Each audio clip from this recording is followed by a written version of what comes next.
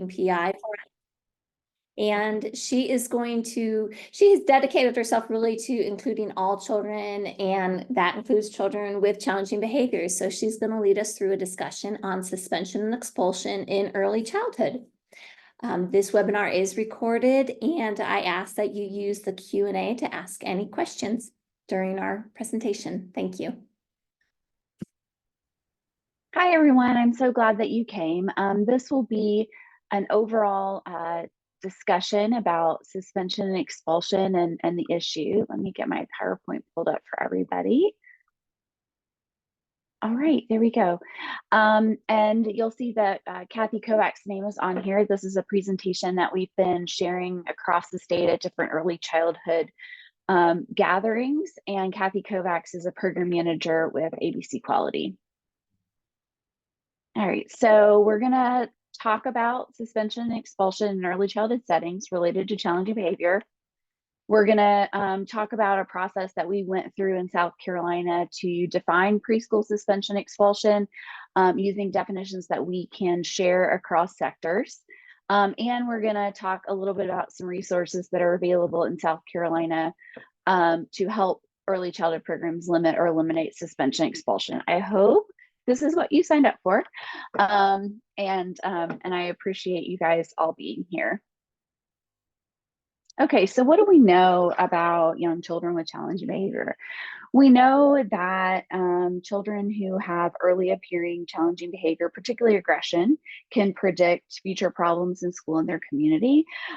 We also know that in the absence of intervention, challenging behavior can become worse and not better. We know that between 10 and 30% of preschool students have significant behavior issues that affect their interactions with peers, their engagement with classroom activities and routines, and their readiness for school. So we know that challenging behavior is part of a young child's development and something that we need to address and guide and nurture. And if we don't, then we could see problems later in school. Okay. In 2006, Walter Gilliam, most of you might be familiar with this study, did a study of preschool and childcare expulsion and suspension. 2006 was longer ago than I'd like to admit, and I think longer ago than many of us would like to admit. But what came out of that study and some of the major findings from that study is that preschool children are expelled sometimes at a rate 3 times that of children in K-12 settings. So identifying that as an issue and focusing on addressing it, I think is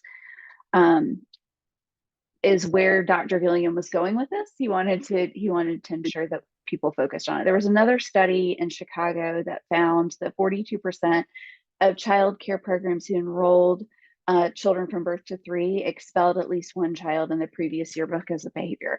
So we're not just talking about 3 and 4-year-olds, we're talking about infants and toddlers as well. The Office of Civil Rights does a data collection of preschool, public preschool programs. And these are mostly programs associated with school districts and publicly funded. This data is older. They have a delay in reporting, and so this is from 17-18. But in that year, 1.5 million students were enrolled in preschool, and a few more boys than girls. 22.7% were preschoolers who received services through IDEA, and 11.2% were preschoolers who were English language learners. Out of that 1.5 million, 2,822 of those preschoolers received at least one out of school suspension. And there were some disparities recognized. So Black preschoolers were 2.5 times more likely to receive 1 or more suspensions than the total preschool population. And there was also disparities with American Indian and Alaska Native and multiracial preschoolers. There were 306 preschoolers who were expelled. And in that in that data, there are disparities that Black preschoolers were two times more likely to be expelled than others. And we saw that 2.5 times preschoolers with disabilities were 2.5 times more likely to be expelled. So that's an important and interesting piece of data that I think we need to pay attention to. In the previous data collection, I don't think we saw that disparity as high as it was. I also didn't include in these slides, but will include here that in that data collection, South Carolina was kind of number one. In one of those things that we don't want to be number one at. And so I think it's really timely for us to be thinking about and talking about suspension and expulsion now. And I think there's some good attention being paid to it now. So let's switch gears for just a second. So if we're going to want to do an intervention or want to find an 8-year-old child, where might we find said 8-year-old child? And I'll give you the answer. Probably in a public school. Probably in a public school. School-age children, most of the school-age children in the United States go to public schools. We do have private schools and homeschooled, but you're likely to find a second grader at your local public school. If you were looking for a child birth to 5, before kindergarten, where might you find that child?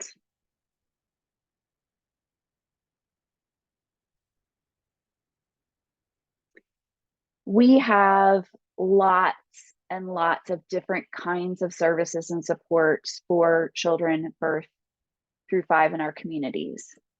And all of these different settings have different rules, different requirements, different standards. And so we need to kind of come together as an early childhood community across sectors so that we can address this issue head on. Head Start has pretty restrictive program standards around preschool suspension expulsion. Child care licensing regulations include information about ways in which folks are allowed to discipline children within those programs, but not specifically related to suspension and expulsion. And children are just out there in the community with their families. And so I think it's key for us to remember that when we're talking about anything related to early childhood, we're not talking about preschool in a public school. We're talking about this broader cross-sector community serving children birth to 5. Okay, so in 2015, remember Walter Gilliam did his work in 2005, 2006. So 10 years later, we'll advance the clock. 2015 was also longer ago than I would like to admit. But a very interesting thing happened at the federal government level, which I don't think has happened before, at least not in the programs and services that I've been engaged with. But the Department of Health and Human Services, which is the federal funding source for a lot of programs for young children. So the Office of Head Start is in DHHS and child care funding is in DHHS. And the Department of Ed, which has some early childhood things, and of course IDEA, so preschool services for children, infants and toddlers and preschoolers, is part of the Department of Ed. And those two federal agencies teamed up to write some policy statements around early childhood issues, and they wrote several of them. Just interestingly, early childhood inclusion was the first one they wrote, and they've just updated that one. So if you're looking for some, weekend reading, you can find the new inclusion statement. But they wrote this one about expulsion and suspension in early childhood settings in particular. And the reason that they did this is they wanted to support families and programs and states by providing recommendations to prevent or severely limit expulsion and suspension practices in preschool settings. And I know you probably get this too when you say something like preschool suspension and expulsion. People say, what do you mean? Like little kids? Yep, that's what we mean. That's what we're talking about, young children birth to 5. And so what were some key points in that statement? One was that suspension and expulsion in the early years is predictive of problems in school and beyond. And what we want to do in early childhood is set children up for success, help build a strong foundation um, of and teach positive social emotional skills and promote social emotional competence so that when kids get to kindergarten, they're set up to be successful. We might actually hinder children's development if we're kicking them out of our programs. We pride ourselves on offering high quality early childhood programs. And if children don't have access to those high quality programs, then they don't have the chance to learn problem solving skills, friendship skills, self regulation, all of those things that we know to be important as they progress through school. We also decrease the likelihood that we'll identify a disability or delay should a child have one. So if a child is released from a program, then we don't have the opportunity to really learn about their development and see if that child might be eligible for more supports and services. I think we learned a lot of things during the pandemic. And one of the things I think that society more as a whole learned, something that we kind of have always known in early childhood, that early care and education settings are critical infrastructure for our entire economy. And, you know, families seek out care for their young children because they need care for their young children. They need quality places for their children to go so that they can work, so that they can sustain their families, and so that they can pay their bills. And I think what we all learned during the pandemic is that when you lose childcare suddenly, that is a crisis in the family. And that is really important for us to make sure that we share when people talk about this issue, is that childcare is critical infrastructure. And if we don't have that, or families lose that unexpectedly, it can have significant ramifications on their family. If we're administering these discipline practices in a discriminatory way, we actually might violate children's civil rights. And for children with disabilities, social emotional development must be considered within the context of their IEP. So it's not, it should never be an easy choice to suspend or expel a young child from their early childhood program. We also have some information around what circumstances might contribute to increased rates of expulsion in early childhood programs.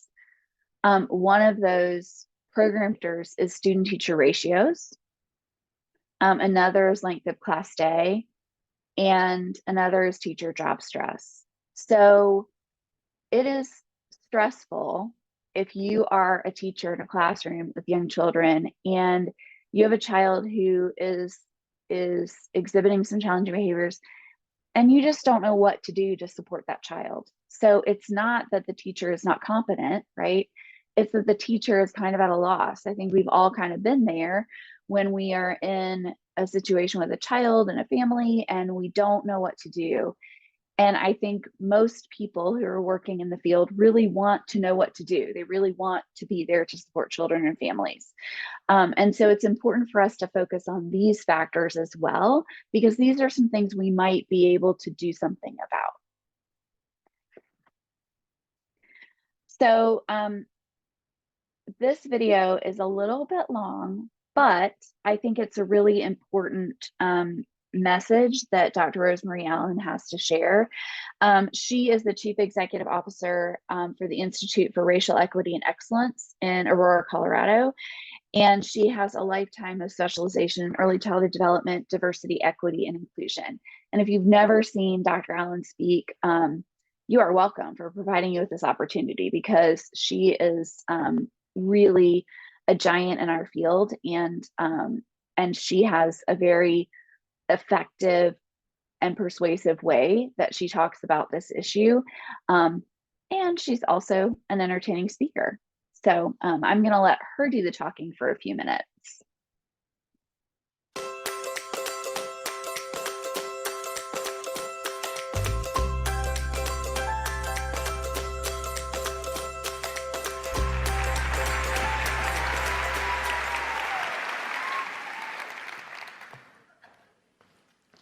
Young children are being suspended and expelled from school at alarming rates. Preschool children are suspended 3 times more than kindergarten through 12th grades combined. In Illinois, 40% of child care centers reported suspending infants and toddlers. Yes, those are children who have not yet turned 3 years old. African American children are only 19% of the preschool population, but comprise nearly half of all suspensions.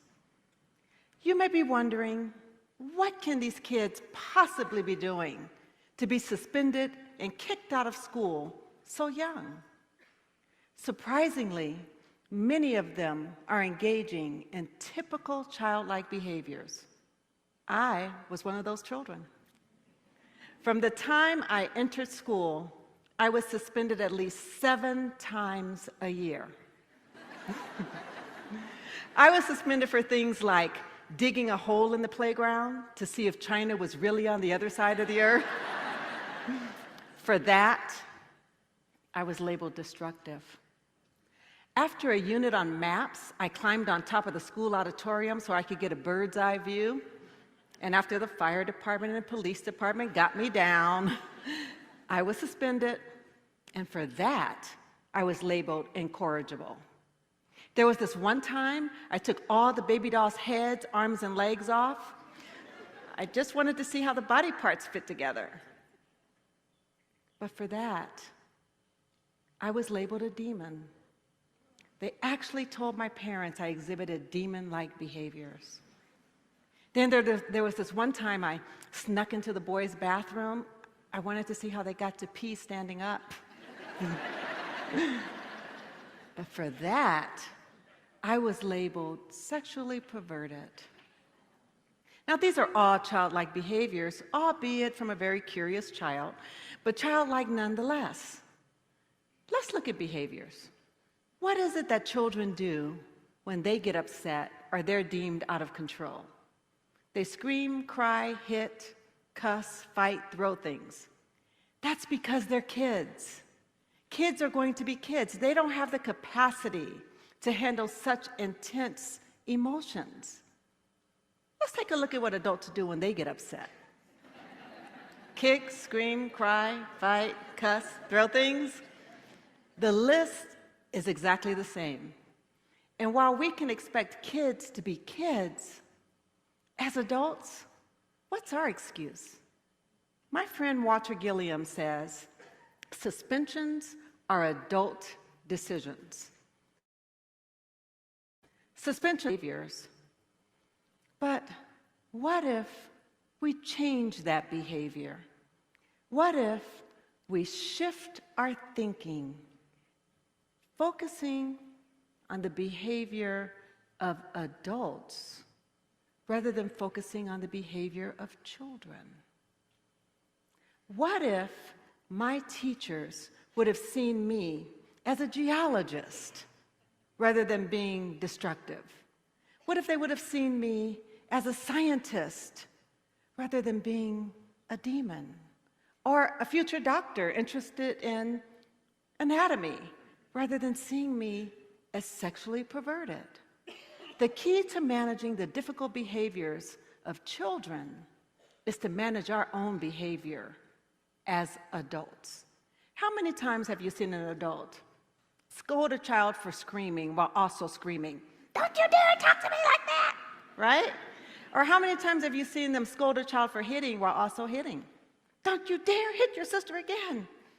Or sometimes we even exclude children for excluding children. "Oh, you don't want to play together? Just go to your rooms." The behavior that we give the most attention to is the behavior that we are promoting. This is Tavon. Tavon's mother was being called at least 3 times a week to pick him up from school for misbehavior. He was only 4 years old at the time.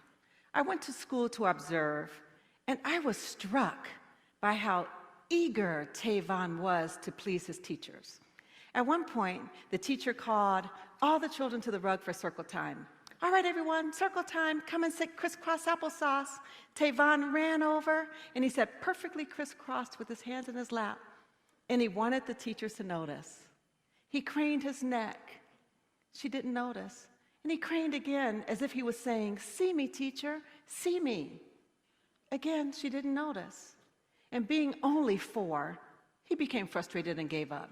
He stuck his legs straight out in front of him, leaned back on his hands, and it was at that moment the teacher noticed. "Tavon, you are not sitting like a learner. Leave the circle and go sit at the table." Wow. Children who are suspended are 10 times more likely to enter the juvenile justice system. They are more likely to drop out of school, have low achievement, and be suspended again and again and again. And this is the beginning of the preschool to prison pipeline. Children rise to the expectations of the adults in their environment, whether it's negative or positive. When we pay more attention to negative behaviors, we will get negative behaviors. But when we pay attention to those behaviors we want to see in our classrooms or in our homes, we will see those behaviors more often. And it's because children care what we think about them. They actually want us to like them. The key is for us to be self-aware. When we're aware of ourselves, then we come to know what our hot buttons are, what our behavior is, and how we respond to the behavior of others. We come to understand what pushes us. We understand our body language, and we come to understand our tone. And these things are really important to know because behavior is defined by the person most annoyed by it. Now, for me, it was my daughter Jasmine when she was just 15 years old, teenager. She had the smartest, sassiest mouth I've ever seen or heard. She was quite clever and witty too, but that smart mouth, oh my goodness. My husband didn't understand why it bothered me, but for him, it was when she slammed the doors. Now, slamming the door didn't bother me because that meant that she was on the other side of it.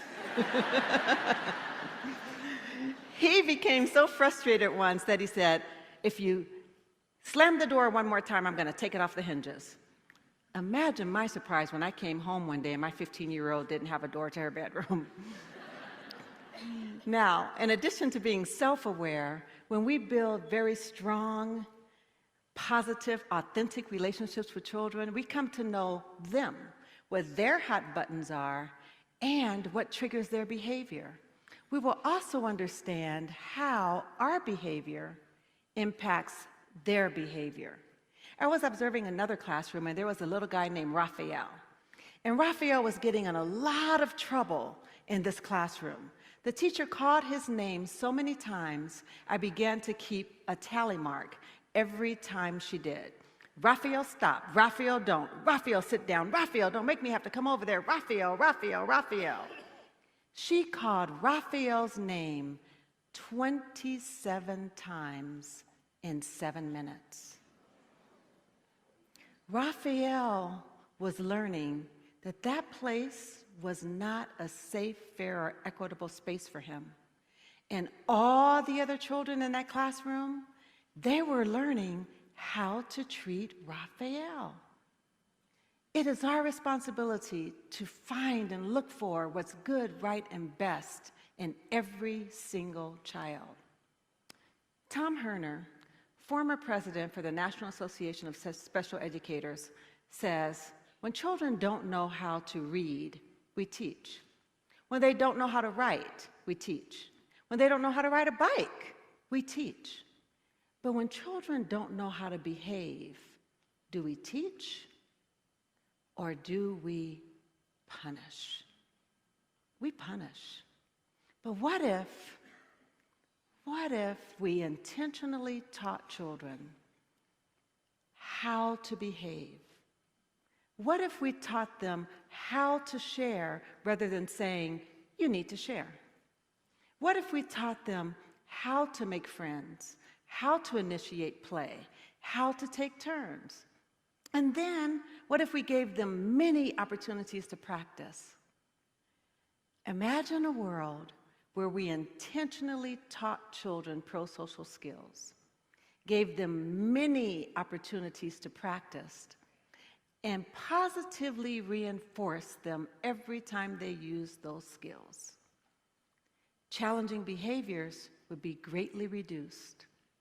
Actually, the pyramid model for promoting the social-emotional development of infants and young children has proven this to be true time and time again. When we use these strategies, we can disrupt and dismantle the preschool to prison pipeline. We can eradicate preschool suspensions, and we can mitigate the negative impacts of school suspensions on the child and on our society. Children do not suspend themselves.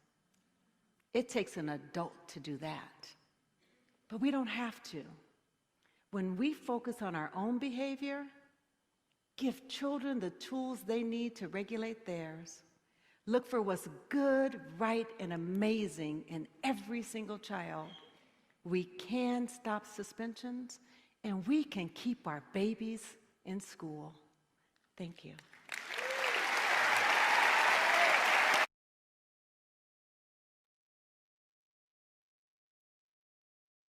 Yeah, so you guys can probably see why I really, really love that video and love the message that Rosemary has to say about suspension and expulsion. I wonder if Ellen, can folks put a quick reaction, either probably in the Q&A or in chat, Jennifer? In Q&A, please. Okay. Because I love to get folks reactions to that, and maybe something that piqued your interest, or that made you kind of rethink a little bit about how you were thinking about this topic.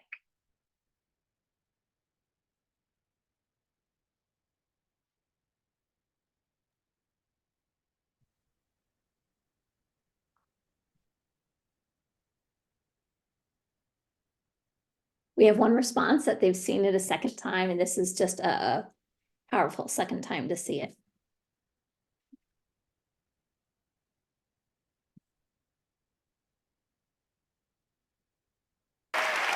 Yep.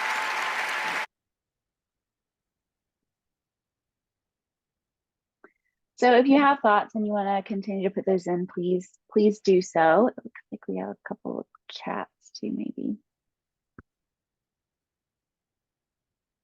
Yeah. It really is talking about, Lisa's talking about relationships, and they really are the cornerstones for success for young children. I'm seeing powerful. Take a look at our behavior as the professional and how we can regulate ourselves to help challenging behaviors. We must teach. It's also easy to look at how a child's behavior is bad instead of developmentally appropriate. The statement, suspension is an adult choice, the opportunity to increase positive interaction and the long-term impacts for students. So important.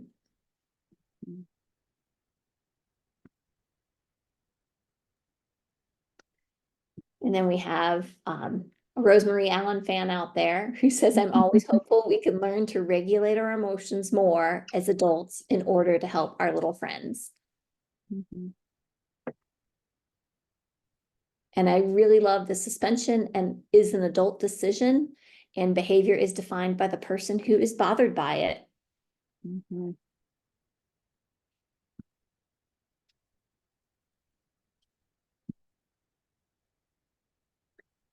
And focusing on the behaviors we want to see. Yes, that, I, Dr. Allen talks about that, and I hear that often, and I don't think we can hear it often enough. I think that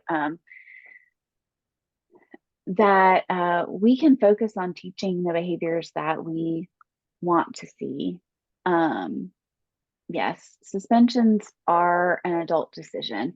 And so that is just a lovely segue into why it's really important for us to know exactly what suspension and expulsion are. I think in early childhood, sometimes we don't always recognize that we're suspending a child or even expelling a child. And so we're going to talk about a process that we've gone through. So a year and a half ago or longer, I can't remember, things all blur together.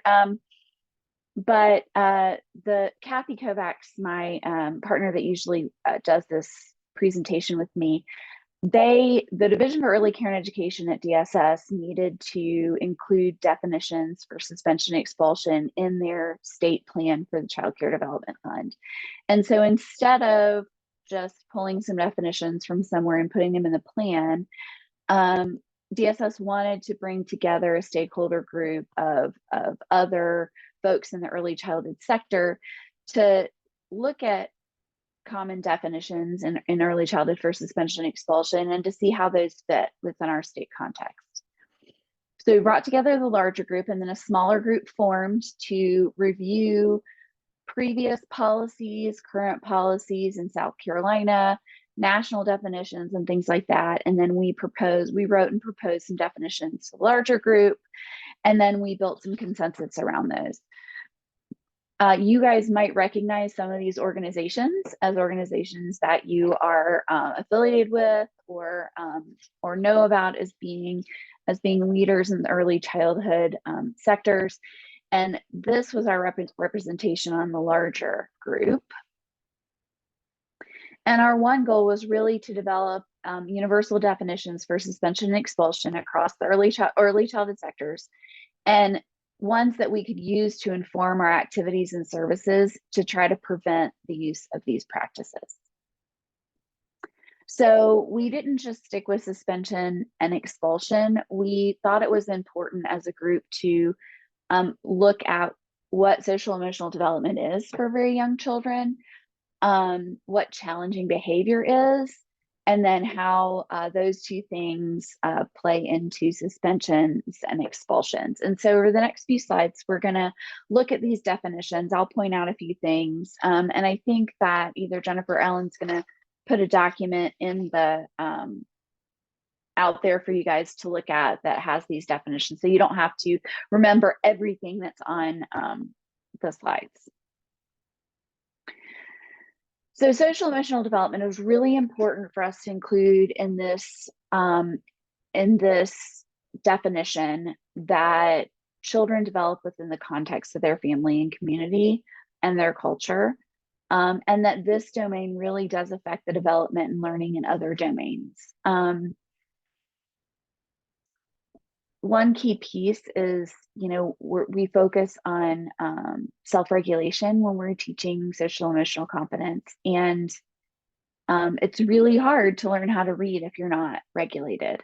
And so we think about social emotional development as a kind of critical component of overall human development for our littles. and if we're being honest, adults too. We looked at the Center for the Social Emotional Foundations for Early Learning and our South Carolina Early Learning Standards to put this one together. And it is very similar to other definitions that you might see. And then we took on what is challenging behavior. It was important for us to say that challenging behavior is just part of the developmental trajectory. It sometimes happens when we're learning new things and we can't quite communicate what we need. And we wanted to include in this definition that adult perception of behavior is really critical. So like Dr. Allen said, what's challenging for me might not be challenging for you. And so we looked at, for this one, National Center for Pyramid Model Innovations and Division for Early Childhood. We also had conversations about sometimes children might exhibit challenging behavior as a response to trauma. And so that's important for us to keep in mind too as we go through. So in-school suspension, what is in-school suspension? It was important for us to point out that in-school suspension includes if a child is removed to go talk to the director about their behavior. It doesn't include when a child is receiving services. But we also included in these definitions the practice is harmful to children and families because it disrupts learning, relationship building, and access to consistent, reliable care. We looked at some definitions out of Arizona for this one and also National Center for Pyramid Model Innovations. Out of school suspension. So this is anytime the child leaves the school building, right? So if we're calling grandma 3 times a week to come pick up Susie early, that's an out of school suspension. So if the school day is truncated at all, or if a child is sent home for 1 or more full days, these are out of school suspensions. And expulsion. So this is when a child is permanently dismissed from the program for what is deemed challenging behavior by the adults in the environment. This also includes when a program makes it really, really difficult for a family to stay. The family might decide to disenroll the child, but it was because they could no longer either work with the program or they were missing too much work by having to come up, pick up their child early, or they were missing days at work because they didn't have care. This doesn't include when we collaborate to plan a transition to another environment or program or service. So collaboratively planned transition includes both the sending and receiving programs being engaged and the family being engaged, and possibly any other service providers for the child. Do you guys have any questions about the definitions or what we were thinking?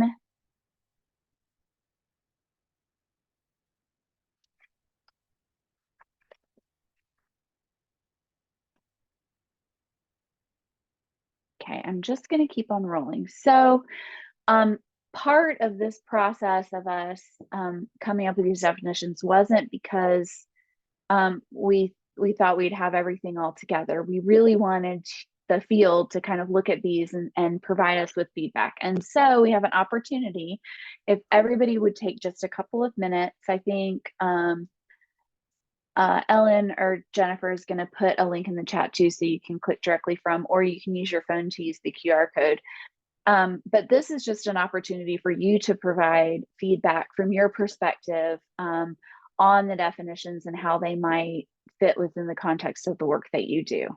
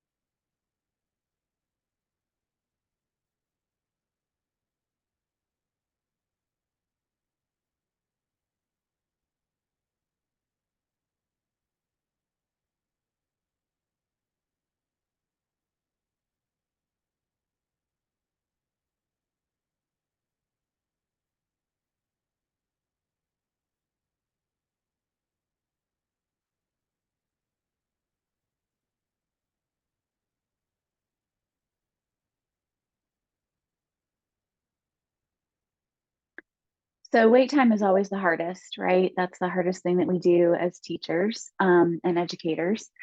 If you're still working on it, please continue to finish, and I'll keep talking, and we'll move on. And please know too, if you have any questions as we go through, the Q&A chat box is available. So what should our focus be when we're considering supporting children who might have some challenging behaviors? We want to make sure that we're focusing on all of our kids and all of our families and all of our teachers and providers. We want for our teachers and providers to feel confident and competent in supporting the kids in their care. And so that takes us to, what do we do at this point? If you're in a position to develop program policies, we need to develop policies that reduce the likelihood of the need for these types of exclusionary practices. We need to make program-wide commitments to all of our kids, that if you're here, we're here for you. We need to support our teachers. We need to ensure that we have coaching and support in the classrooms. We need to ensure that we have supports available to reduce stress. I don't think there's anything more stressful for a teacher than having a child who needs something and not being able to provide what that child needs. I think that is one of the hardest things for teachers to encounter. And so it's up to us as a system of support to ensure that teachers don't have to feel that way, that we are coming in and supporting and helping them to reduce that stress. We need to engage with families around promotion, prevention, and intervention related to social, emotional development, and challenging behaviors. So what do we have available in South Carolina to support you and to support the professionals that you work with? We do have a lot of supports related to the pyramid model. Pyramid Pieces is sponsoring this webinar, and we're there to help. If you haven't heard of the pyramid model before, it is a multi-tiered system of support focused on promotion, prevention, and intervention.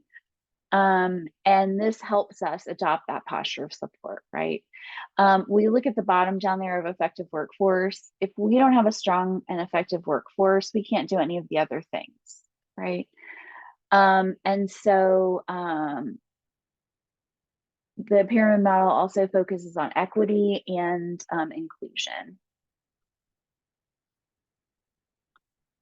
And you guys, I think most everybody on the call understands multi-tiered systems of support, but we provide these universal supports and then some more targeted supports and some tier 3 supports. And I will say with the pyramid model, the practices we use in the intervention phase are not magic practices. They're really practices we've taught in the first 2 tiers of the pyramid model. We just need to be a little bit more intentional about using them and focusing on them with a single child. I think about visual schedules a lot. We might have one for the entire classroom, but we might need one for one particular child to support their transitions throughout center time. So it might be a first then calendar, right? It might be a first then schedule where we say, okay, first you're doing computer and second you're doing blocks. We provide, with Pyramid Pieces, we provide program-wide coaching for school districts and childcare programs. We have a behavior support network for childcare programs and school districts. We facilitate the state leadership team for the pyramid model, and we have really good cross-sector involvement in that. There's the pyramid model community of practice. So for people with advanced pyramid model training, we do that quarterly. So folks can stay up on their skills and talk through problems they might be having. We also have funded free access to online training with the pyramid model. It's available to anyone in South Carolina. We've included the Birth of 5 modules, trauma-informed care, and reducing implicit bias. Here's our website. Please visit. There's lots of good stuff on there. There is a new video series, Reframing Challenging Behavior, that our Behavior Support Network put together on the website. And then here's all the ways you can get in touch with us. We have lots of ways, all of those ways. And I think Jennifer and Ellen, one of you can put the website in the chat. Oops, I got ahead of myself. The National Center for Pyramidal Innovations website is also a really great place to visit. A lot of the resources that they have, I think almost all of them are free and downloadable. And so if you need a social story about problem solving, you might be able to find that at the National Center for Pyramidal Innovations website. We also have the Infant Early Childhood Mental Health Consultation Network in South Carolina called PAIR. And they provide support for children who might be experiencing challenging behavior. And they have a trauma focus. For childcare programs, there is the Be Well Care Well program, and this focuses on the adults. So focuses on making sure the adults' well-being is taken care of. And so some programs in your areas might be using that support. First Steps 4K classrooms use conscious discipline, and the conscious discipline practices fit within the pyramid model framework quite nicely. So it's, you know, that's just one way they've tried to address supporting children's social emotional learning. The Office of Early Learning and Literacy has offered some pyramid model trainings throughout this school year and over the summer. And it says coming this fall, but it's really this spring. We are developing an online training module on suspension expulsion that includes a lot of this content and will be available for anyone in South Carolina to take for free. And so once that comes out, make sure you're on the Pyramid Pieces listserv so you can get all that good information.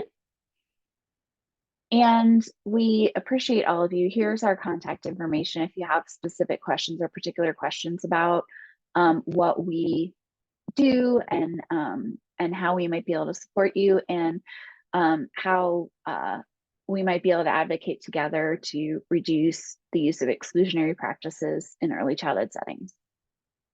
And here's some references that we used and some more. And I'm going to stop sharing now so I can answer any questions that folks might have.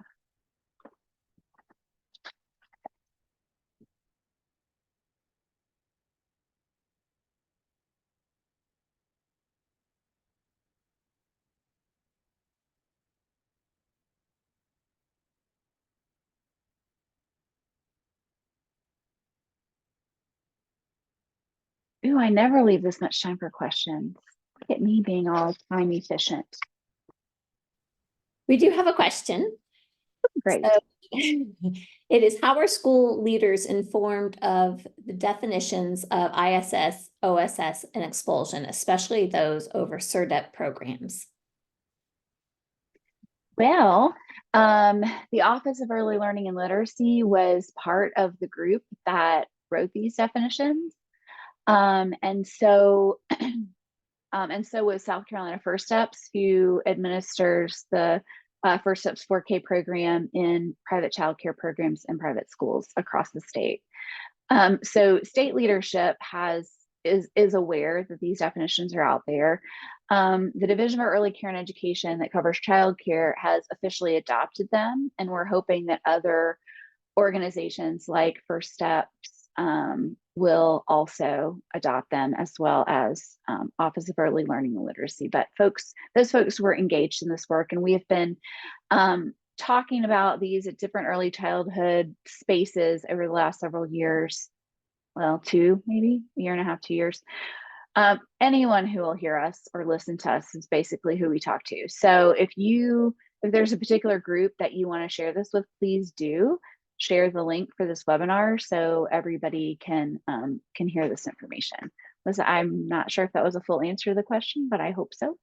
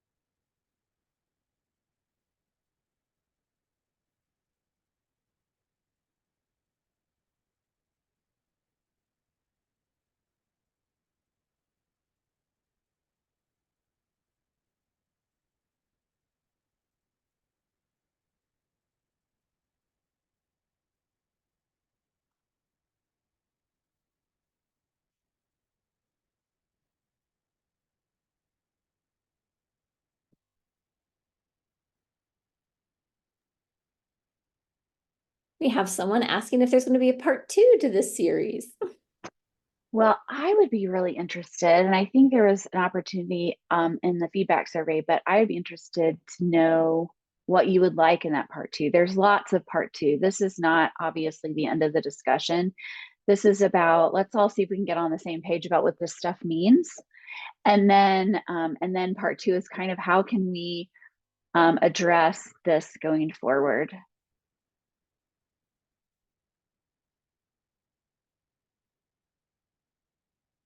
Yes, Karen, I would love that. I mean, we talk about with Karen was asking about sort of articulating our work with what the Behavioral Alliance of South Carolina is doing in their partner districts, and it does match very nicely. And I think I would love for us to kind of think about how we respond and react to young children's challenging behavior related to particularly like school district codes of conduct. Sometimes we apply the same code of conduct to our young children that we do to our older children, and it's not necessarily developmentally appropriate. So I'm hoping that this conversation raises conversations like that so that we can have sort of a seamless preschool into kindergarten and early elementary school with principles that are developmentally appropriate for our kiddos.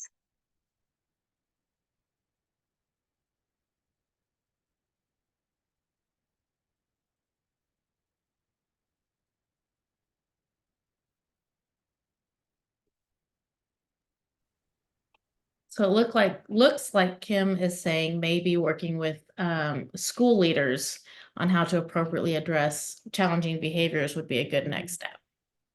I would love to have some time with our assistant principal crowd that are in elementary school buildings. I think that would be a really fun experience for all. Hoping that you know, we all have an opportunity every day to do good things for young kids and their families every single day. Even if yesterday didn't go well, today's a different day.